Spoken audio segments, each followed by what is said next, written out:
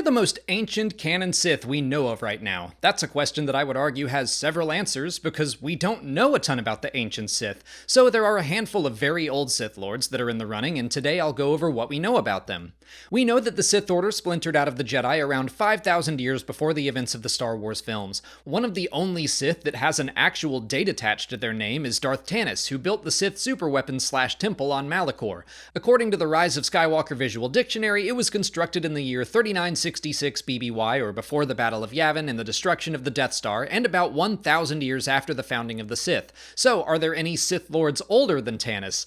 Possibly. A legend Sith Lord named Naga Sadow was referenced in the Rise of Skywalker Jr. novelization. When Kylo Ren walked the halls of Exegol, he recognized a statue of Sadow. Some other Star Wars reference books mention his followers constructing the temple on Yavin 4 in his honor around the same time as the founding of the Sith. So it's possible Naga Sadow may have been one of the very first Sith Lords, but a lot of the supposed canon details surrounding Naga Sadow are from role-playing source books or articles that I would say fall outside of your standard Star Wars reference books. I'm not saying those details aren't true, but I am saying they could very easily be changed. Exar Kun is another legend Sith Lord who has been named in similar materials. He existed around the same time as Darth Tanis. I would say Exim Panshard should also be in the running. He was first mentioned in the Aftermath trilogy of books as the brutal leader of a forgotten world. He wore a mask made of meteoric metal that supposedly contained the screams of the innocents he slaughtered during his rule. We have no idea when he ruled, but I would assume it was thousands of years before the events of the films. There's another similar Sith Lord that Luke Skywalker encountered through a vision in the Force, someone who seemed to hold court and rule over a group of followers. It was in a fleeting vision in the Star Wars comics by Charles Soule. If his past work is any indication, I expect we'll get to see more about this character in the future, but again, going off nothing else, I get the sense they ruled thousands of years prior to Luke's time.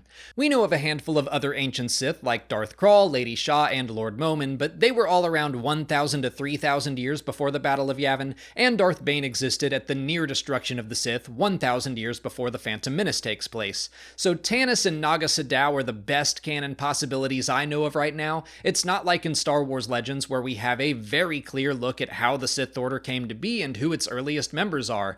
I think similar to the Dawn of the Jedi era, the creation of the Sith and the following 100-year darkness is a big story worth taking some time to plan and tell, so hopefully one day we'll have a better look at all of this. For now, I think I would personally go with Darth Tanis since he is connected with Malachor, which is a location that's been seen in association with the Sith several times.